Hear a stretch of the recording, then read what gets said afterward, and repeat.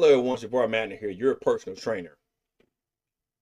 If you're trying to lose weight, picking the right cardio is going to be the best bang for your buck.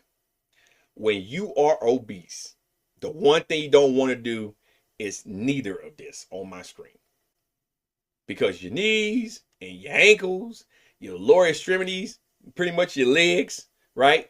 Your hips, it's not going to like none of that because you're obese. Gravity is a thing.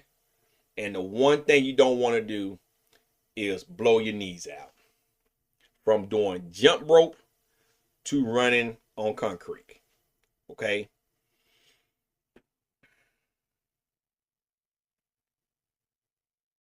The easiest way to lose weight, as I stated before in my previous video, is creating a caloric deficit. That means removing the fuel, the excess fuel that you are taking in per day. Because fat is stored energy. It is stored fuel for the body. It's pretty much stored sugar on your frame. Okay? When you are trying to lose weight, the very first thing you need to do is that. The second thing you need to do is focus on hydration and making sure you get electrolytes back into the body as you lose electrolytes through sweat and breathing and urine. So the main thing you need to do is make sure you're getting that back in your diet. Your electrolytes like sodium, magnesium, potassium, calcium, and chloride. Those are the main five. Okay, getting that back in your body, seeing what foods that have that in there. Sodium is salt. You can find magnesium in dairy products and meat, potassium as well as dairy products, right?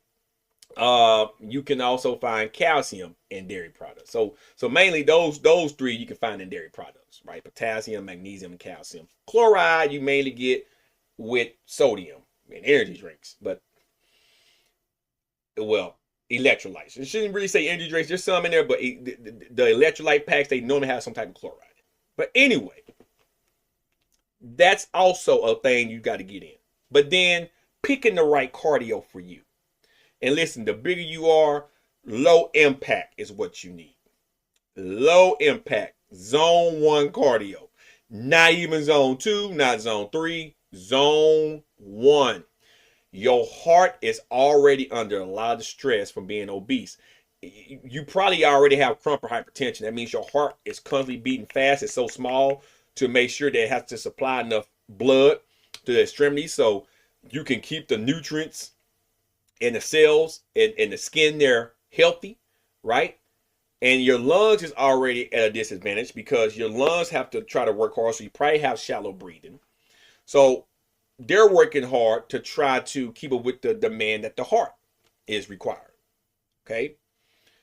All that being said, that means your blood pressure is going to be up because the harder your heart works, the higher the blood pressure is. So we call that chronic hypertension. Okay. Well, you don't want to push the heart harder than what it already is by trying to go out there and run or do jump rope.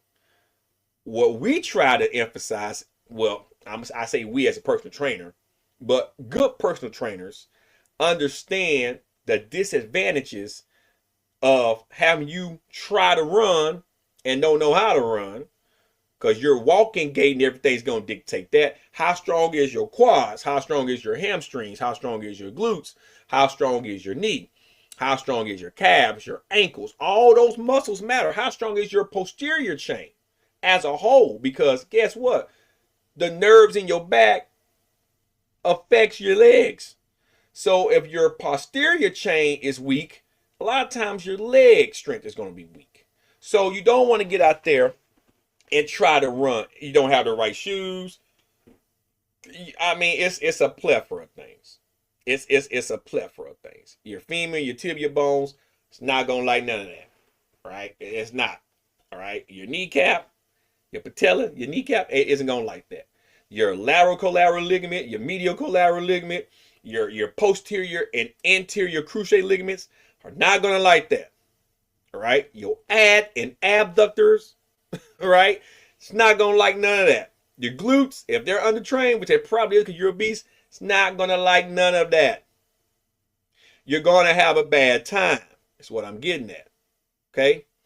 So we emphasize low impact cardio. Go on a basic walk. Try to do it 4 times a day. No more than 10 to 15. Well, 5 to 15. I'm going to be honest with you. When you first start, 5 minutes, you're winded. Just try to get up and walk outside, walk around in front of your house, come back in if you can, depending on the environment. If you can drive to the park, get out, walk to the trail, walk back to your car. If that takes 5 minutes, hey, rest, drink water, and then try to do it again later that day. Okay? If it's hard, give yourself a couple hours, go back and do it again. It takes time to get acclimated to moving when you've been sedentary your whole life. Okay? Or for most of your whole life. Your heart rate will increase because you are sucking in more air.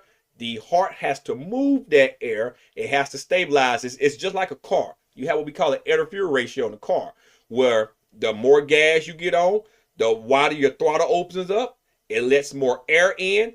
The ECU senses, because the mass airflow sensor, more air coming in.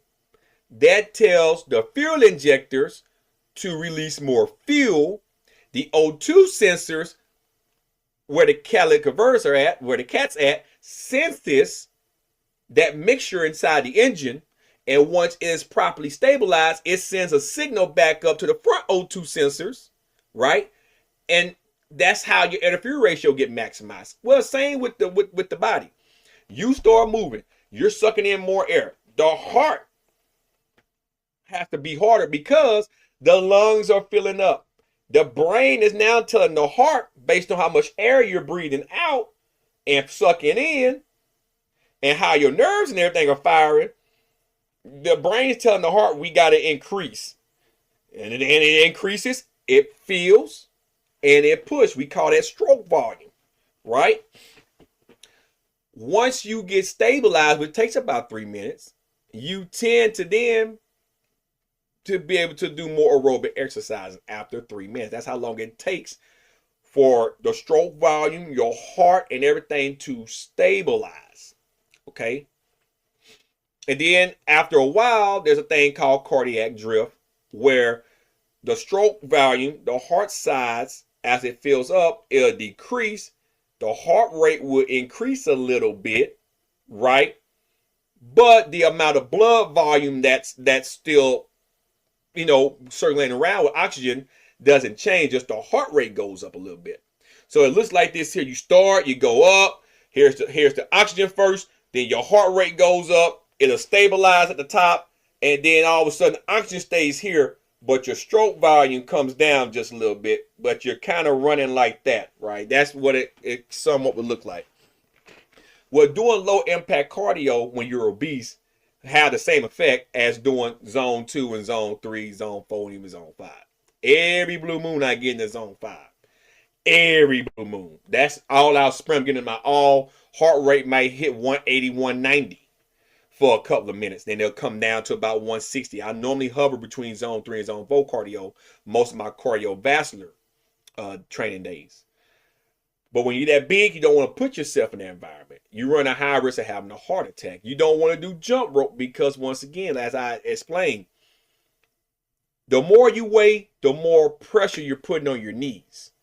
Okay? And if you don't have strong legs, strong knees, weak ligaments, the ones that I named around your knee that keep your knee stable, and the muscles around your knee that attach, like the hamstring attached to the back of the knee, your quads attached to the front of the knee, and then they go along with the ligaments. Your calves also attached to the back of the knee. If those muscles are not strong, all right, as well as your glutes, and you try to do jump rope, your knee's going to absorb a lot of that shock.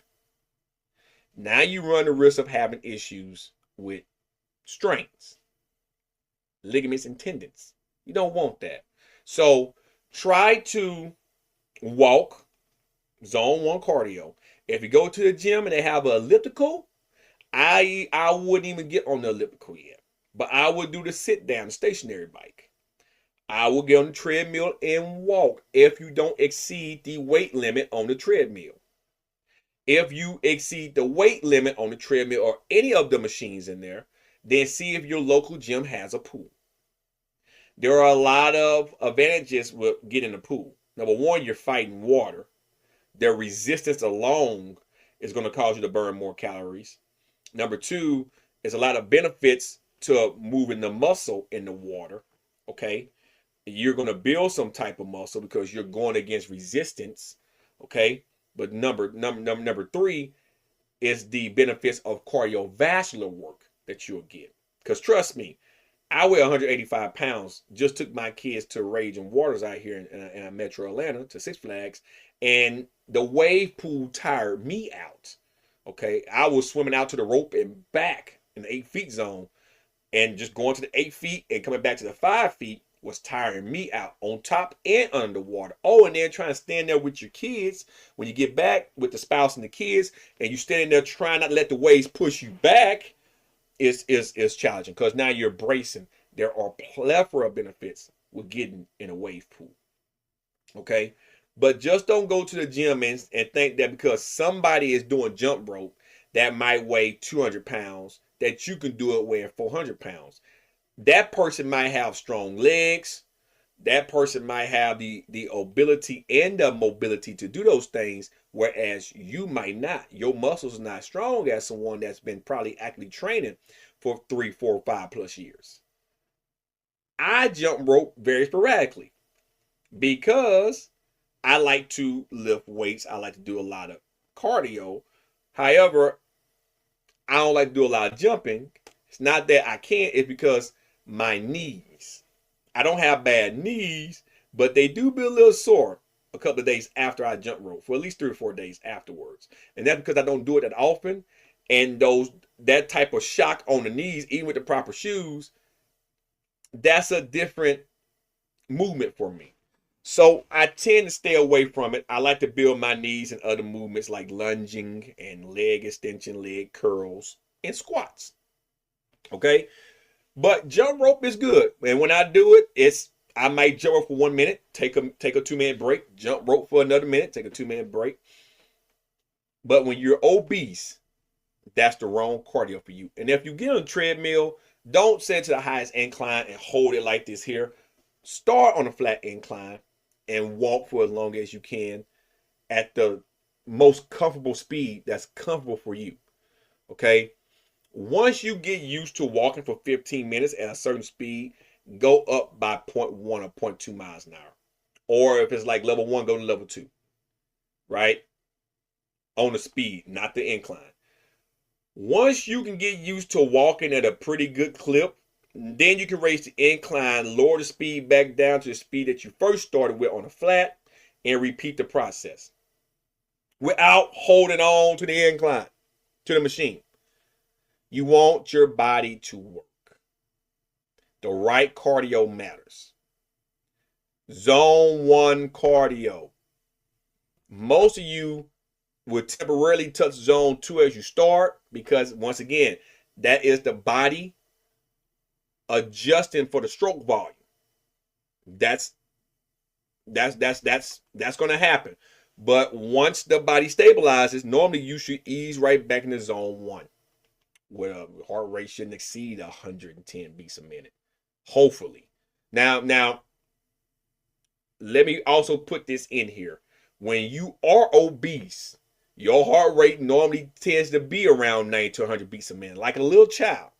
But that's different with a little child because that little child's growing. The small body, the heart rate, it signals the body to continue to grow and to expand. That's why the heart is doing that. It's beating that quick. A baby heart rate might be around 90 to 100 beats a minute for the first 3 years of that child's life. Then they'll slowly get back down to normal. So, but that's other reasons. Okay.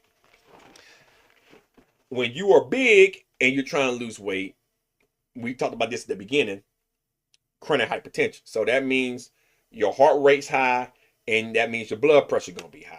Your blood pressure might be like 90 over 120, 90 over 130. That's hypertension. Especially over 140. That means your heart rate's hovering between 90 and 100 beats, maybe 100 to 110 beats a minute. Well, when your heart rate exceeds 110, now you get into zone 2 cardio. So your heart rate might actually touch zone 3 while doing zone 1 type cardio. But as you get used to zone 1 and your heart start to build, right, to get better equipped in your lungs, you'll find that your heart rate will start to come back down the more you do zone 1. And then, of course, with any type of cardiovascular training, your heart gets better equipped at beating because it gets big, it expands like any muscle, it'll grow. And then your stroke volume will be to the point to where even at rest, your heart rate shouldn't exceed 80 beats a minute. But that takes time as you lose weight. My resting heart rate is in the mid to low 50s sometimes. That's chronic bradycardia, where my heart rate is lower than 60 beats a minute. And then of course there's Tracy-cardia, where your heart rate is like over crankly high, like 90 or 100 beats plus a minute. So the average person heart rate should be between 60 and 100 beats, right? Depending on the age. At rest, it should be between 60 and 80. Activity-wise, between 80 and 100. Just normal activity. But if you're sitting, your heart rate's over 100 constantly, that's tradycardia. And if it's chronically below 60 and lower, that's bradycardia. Well, my resting heart rate this morning was 53. That's bradycardia. But that's because my heart is very good. And when I do cardio, it'll spike, but it'll come way down to like 120 to 130. And I live there, feeling really good. No issues. So, which in turn, my blood pressure's low. It's not dangerously low, but when I go to a doctor, they do my blood pressure. It's like 73 over 94 sometimes to 100. Like, it's very good blood pressure. So cardio has its benefits. The more blood you get to your brain, the more blood you get throughout your body with oxygen-rich blood, the better off you will be. You'll think clearer, you'll move better, your joints stay lubed. There's a lot of benefits doing cardio, but once again, guys, this is the wrong cardio for you if you are obese. Low impact cardio, work on your diet, so create a calorie deficit, and work on hydrations. Until the next video, this has been your boy, Savar Matner, your personal trainer, saying have a good day. Stay safe out there. Peace.